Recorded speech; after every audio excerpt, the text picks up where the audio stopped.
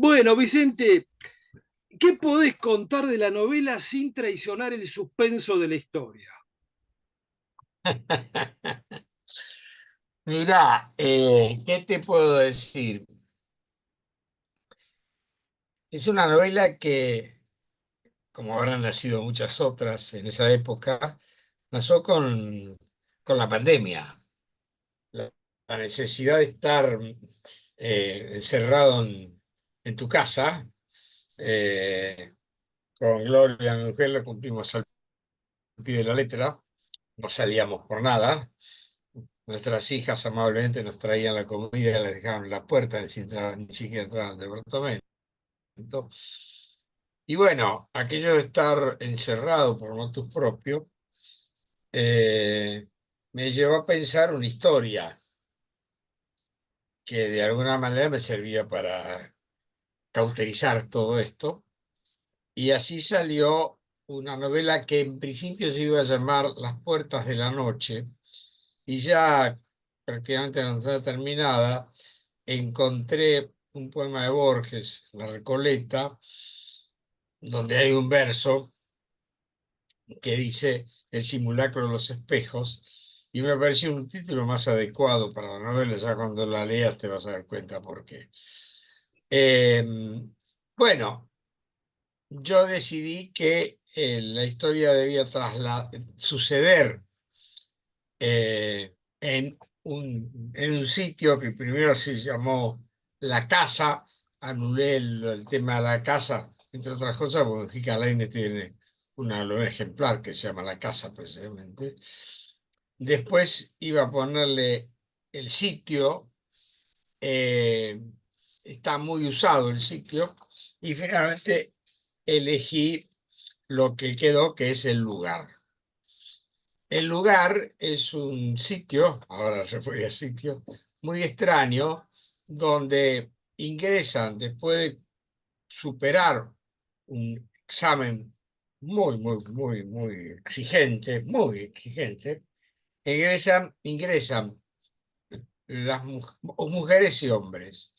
Eh, las mujeres son llamadas escogidas y los hombres escogidos, ¿no? Escogidos de todos los postulantes, solamente ingresan, y a partir de ahí deben cumplir al pie de la letra una serie de códigos, mandamientos y demás, que bueno, ya lo vas a ir mientras se vayan dando la novela.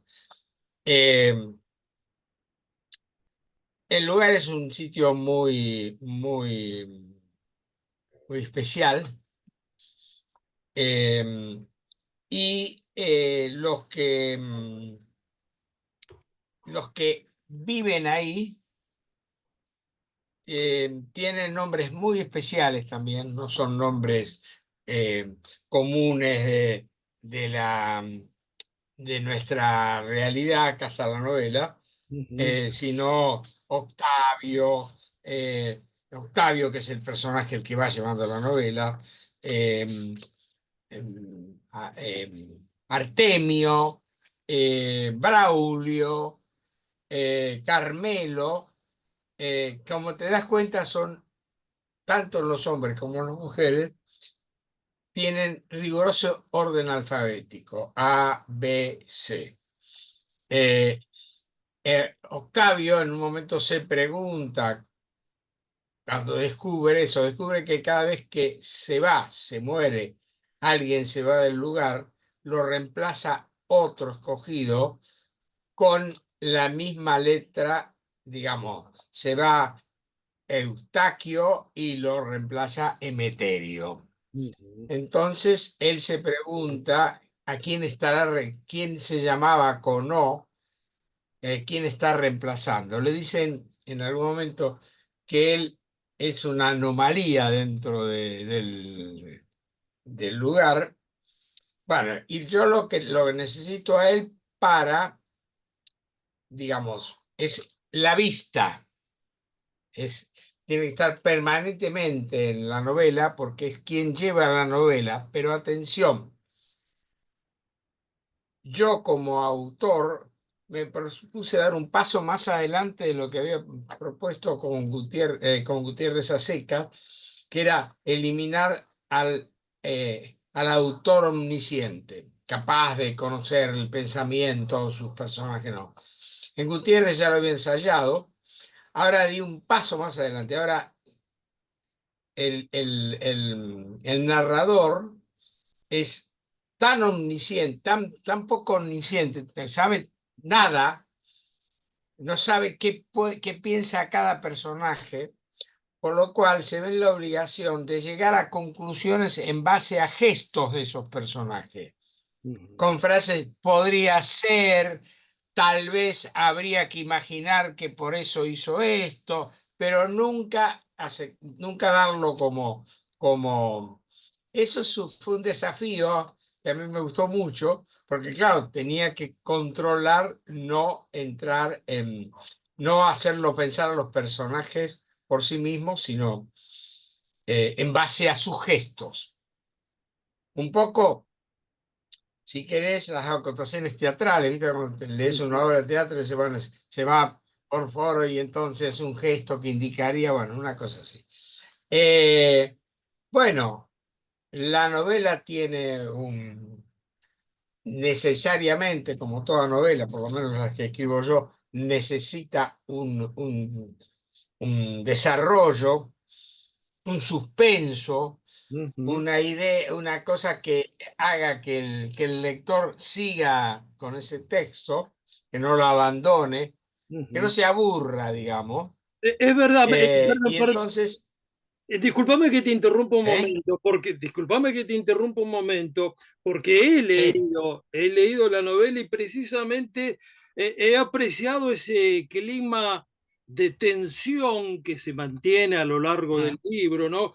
Siempre hay la inminencia de un enigma por resolver, de una sí, acción por ocurrir. sí, Y parece una historia sí. kafkiana, pero está contada con un ritmo de novela policial.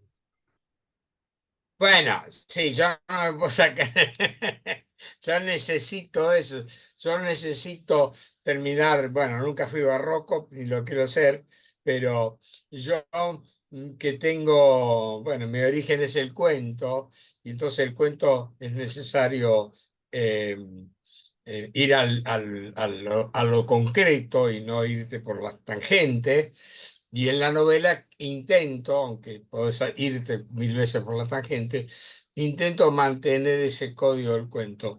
Yo le suelo decir a la gente que hace taller conmigo, no me expliques lo que siente el personaje. No me pongas la acotación, dijo, llevado por la ira o a punto de insultar, no.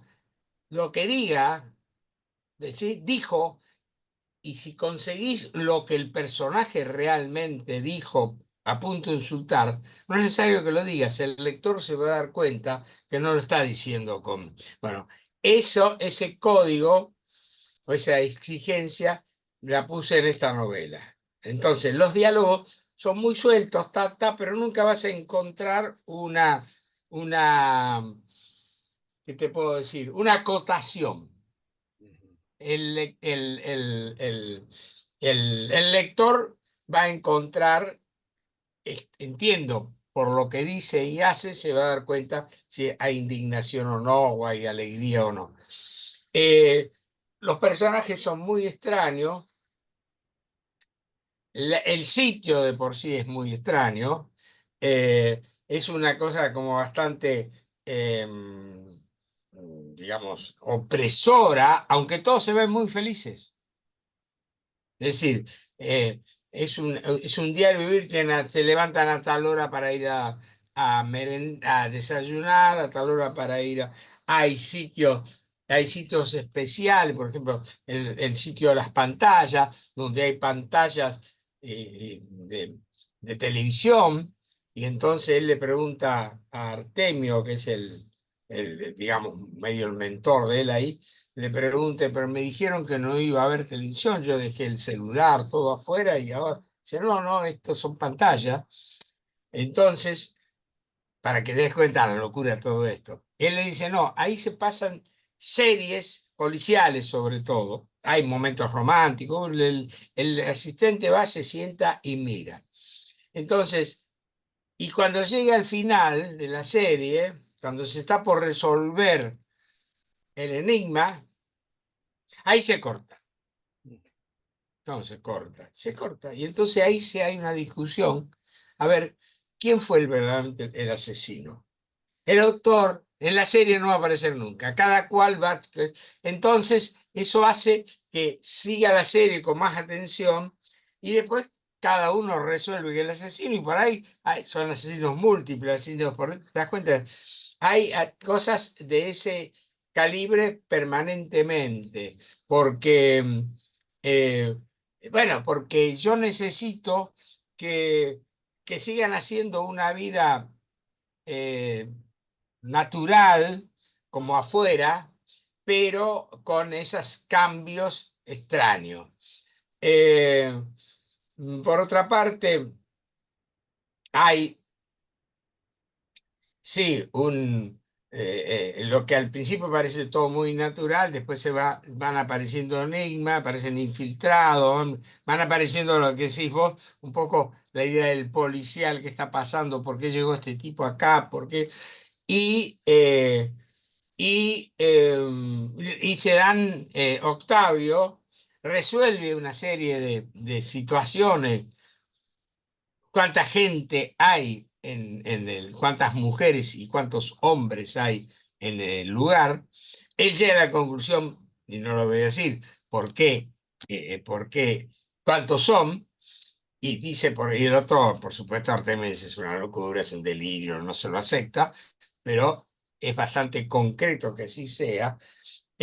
Hay personajes muy divertidos que en Gutiérrez Aseca, Gutiérrez tenía un escritor amigo que era Requejo, que además era un tipo muy particular porque despreciaba a todos los clásicos de la literatura de todos los tiempos, y él tenía sus propios clásicos, gente que había quedado en el olvido, pero él los recogía y eran sus clásicos, es decir, no Cervantes, sino un contemporáneo de Cervantes, que ya no el Dante, sino un contemporáneo del Dante, que nadie lo recuerda por eso. Bueno, en este momento Requejo está en el lugar y es un escritor que está sentado y se producen tertulias. Requejo es un tipo mm, calvo, de barba candado, es decir, se parece muchísimo a mí. Pero no solo se parece, sino que él le cuenta a Octavio, le cuenta los cuentos que escribió. Cita un cuento u otro. Y entonces, cuando citan esos cuentos, resulta que son cuentos míos, reales. Por supuesto, aquel que no sea un nacido lector, no creo que tenga sido lectores que conozcan todos mis cuentos, eso se le escapa, ni por tampoco se le escape. Pero son pequeños códigos. Ese Requejo que estaba en esta novela aparece en esta, ahora es un escritor, bueno, en la otra también, pero es un escritor que se parece a mí y habla de mi cuento. Es más, Octavio va a buscar en la biblioteca, porque ese lugar tiene una biblioteca muy fantástica, ya cuando lo lees verás, libros de Requejo, y no encuentra ninguno. Entonces, dice, bueno, pero entonces, dice, no hay, listo, no hay, punto. Dice, y entonces llega a esta conclusión, los que entran no son cuestionados por nada.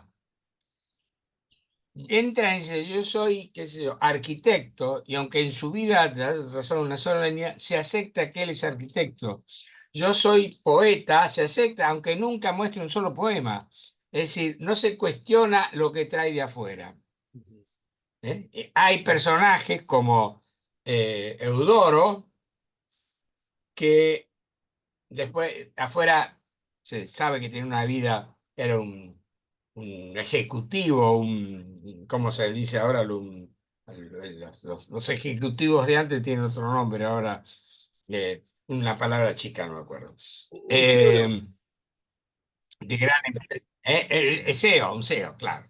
Tiene de gran empresa y demás, Y bueno, él le cuenta así en un momento, en una charla a, a- a Octavio, que él se fue, entró, porque estaba desencuadrado. Dice, ¿cómo? Sí, sí, él vivía feliz que yo, pero se da cuenta que no estaba en cuadro. Estaba, dice, desenfocado, no, desencuadrado, no estoy en cuadro. Y cuando llegó al lugar, se volvió a encuadrar. Entonces está feliz por eso, y después ya no voy a contar más nada.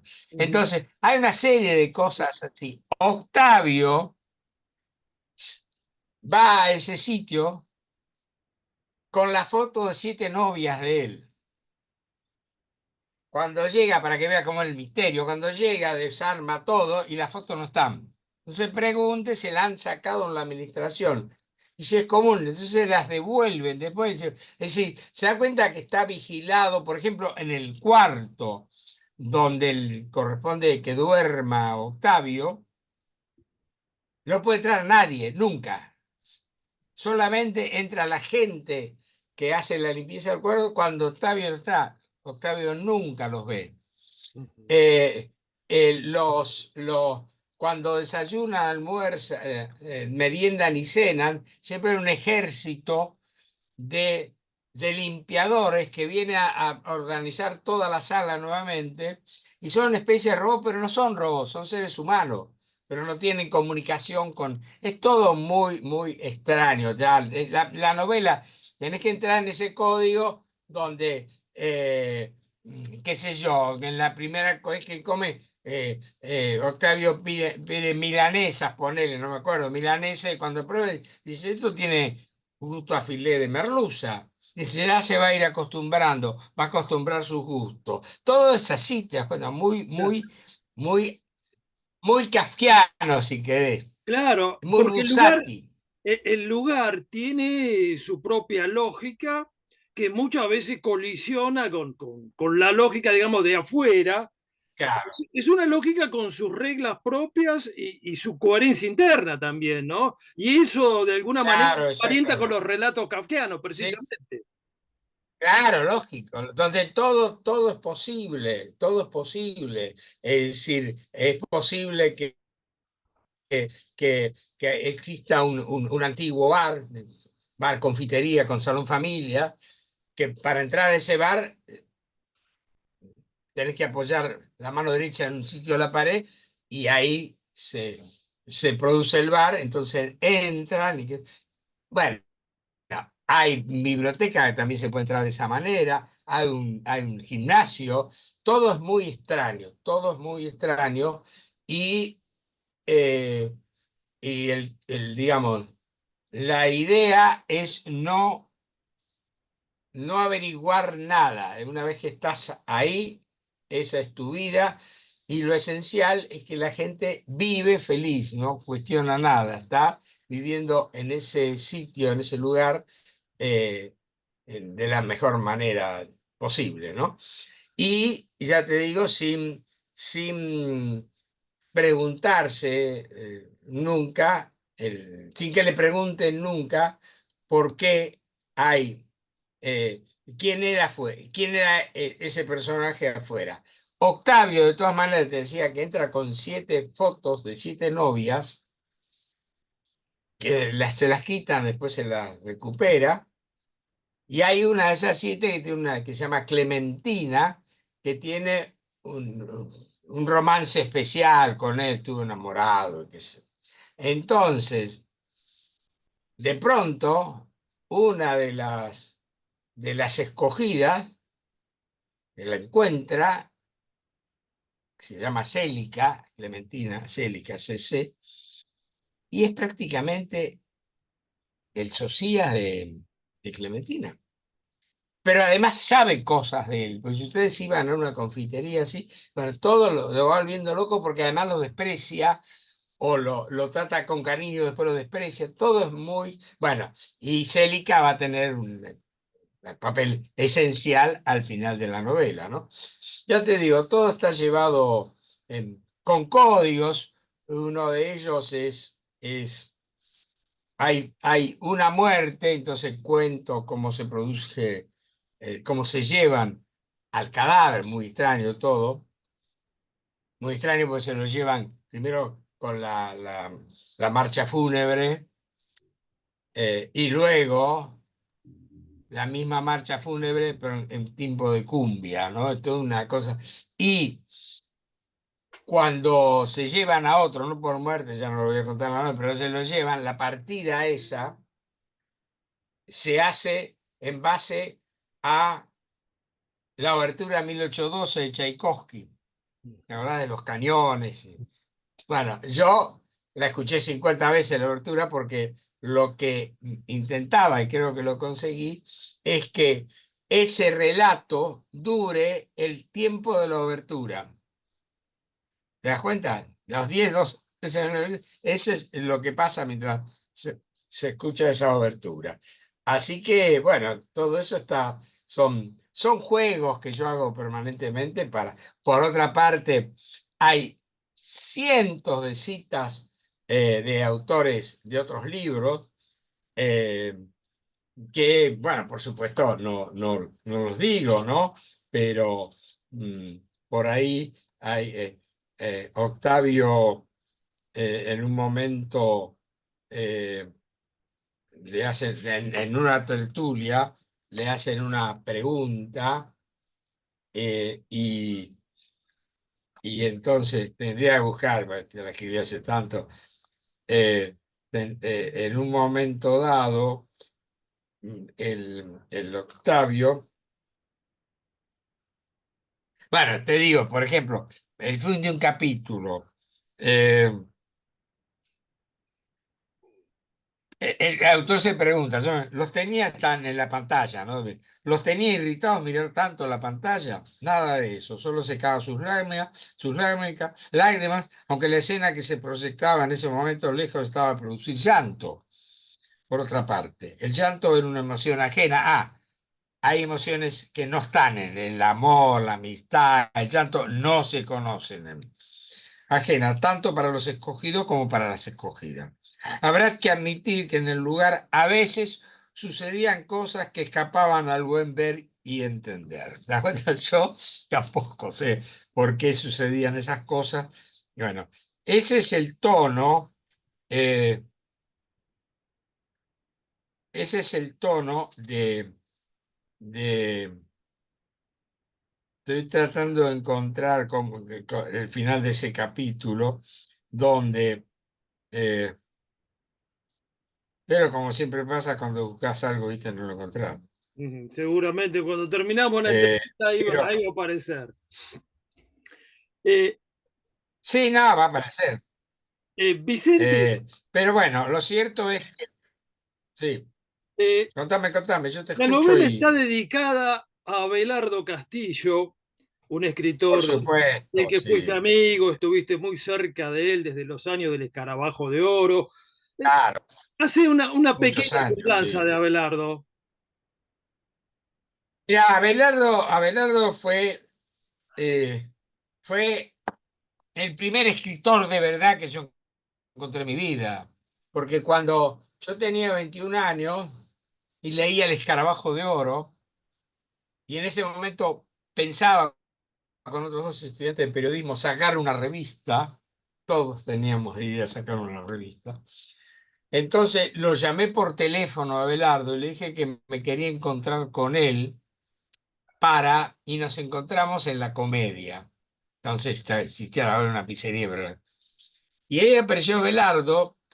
Si yo tenía 21, él tenía 26. Pero claro, tenía el otro Judas publicado, tenía ya, era un autor con libro publicado. Además, Abelardo siempre tiene una personalidad así avasallante. Entonces, cuando nos encontramos, charlamos largo tiempo, y, y de pronto me dijo, escúchame una cosa. La revista que vos querés hacer es una especie de copia del Escarabajo de Oro. Sí, claro. ¿Por qué no te dejas de joder y te lees al Escarabajo de Oro? Y listo. Sí, es la revista que vos. Y bueno, sí, es cierto. Bueno, por supuesto, le dije a los otros dos, me trajeron el traidor, cobarde, miserable, qué sé yo. Y la revista nunca salió. Y yo así me incorporé al Escarabajo. Y ahí empecé. a conocer los modos de Abelardo. Abelardo era un tipo muy directo. Todos en el Escarabajo éramos muy directos, no había, éramos muy amigos, pero a la hora de juzgar un texto no había complacencia. La primera vez que yo, lo conté 1000 veces esto, la primera vez que yo leí un cuento mío, el Bocha le dice, se llamaba, en el Tortoni, me acuerdo, yo creí que había escrito el mejor cuento contando todo Maupassant, Chekhov y demás. Y entonces me senté a leerlo, estaban todos ahí, y justamente Abelardo estaba frente a mí. Terminé de leerlo, atento al aplauso. El aplauso nunca vino, pero sí las palabras de Abelardo. Abelardo me dijo, mirá, este cuento es una mierda. A lo que yo me quedé al helado, dice, pero acá hay un cuentista. Por esto, y me marcó 2 o 3 cosas que yo ni las había imaginado. Por ejemplo, dice, él, el personaje, Nelo, que era un chico de San Luis, dice, y está, el cuento sucede en Barracas, en Buenos Aires, dice, y lo tienen detenido en la comisaría, y dice, y él mira el sol y entiende que es el mediodía, ¿no? Dice, y eso lo marca como puntano, porque un porteño hubiese visto el reloj directamente. Él se sigue manejando por la luz yo ni lo imaginé eso. Bueno, por supuesto, me banqué el no elogio. Eh, Estuvo 6 meses corrigiendo ese cuento, o poco más o menos, y aparecí. Realmente, yo seguía haciendo el escarabajo, pero el cuento no se habló más. Le hice algunas correcciones y lo leí. Ahora sí, ahora lo vamos a publicar. Ahora es un cuento. Y a partir de ahí me di cuenta que no había, no había, digamos, nos queríamos todos, pero Costantini, Humberto Costantini, sacó el libro uno de sus libros, y yo le hice la crítica, elogié un montón de cosas, y también le critiqué, bueno, con este caso me parece que no, bla, bla. Saca Ricardo Piglia La Invasión, yo hablo muy bien de La Invasión, porque claro, es un gran libro, pero sí le marco 2 o 3 cosas. Ujú, Y era todo, y entendíamos que debía ser así, ujú, que no era, mira, no me cuente que, ay, sos el más grande escritor del mundo, como, no, decime por qué y cómo, ¿te das cuenta? ujú. Y bueno, y Además, así Vicente, funcionaba. Y bueno, porque esas críticas incluso le dan valor a los elogios que haces. claro, claro, cuando me elogian quiere decir que las cosas funcionan, ¿te das cuenta? Entonces, era, eh, era permanentemente así. Abelardo era un personaje muy inteligente, muy agudo, muy tosudo. Te puedo dar ejemplos, por ejemplo. Estaba discutiendo, en aquella época se fumaba mucho, pero estaba discutiendo en una mesa, en una discusión, de pronto se ponía el cigarrillo en la boca, encendía el fósforo y seguía discutiendo hasta que se quemaba el dedo. Ujú, Se había olvidado de prender el cigarrillo, se había, dijo, "No, te está quemando, boludo". Va, así todo.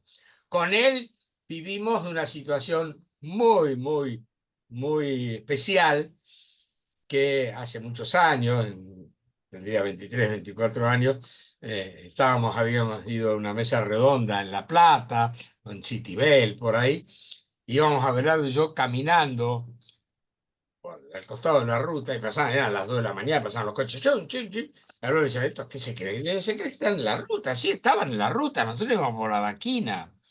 Y en un momento, yo iba al lado de afuera y Abelardo del lado de adentro, y cambiamos.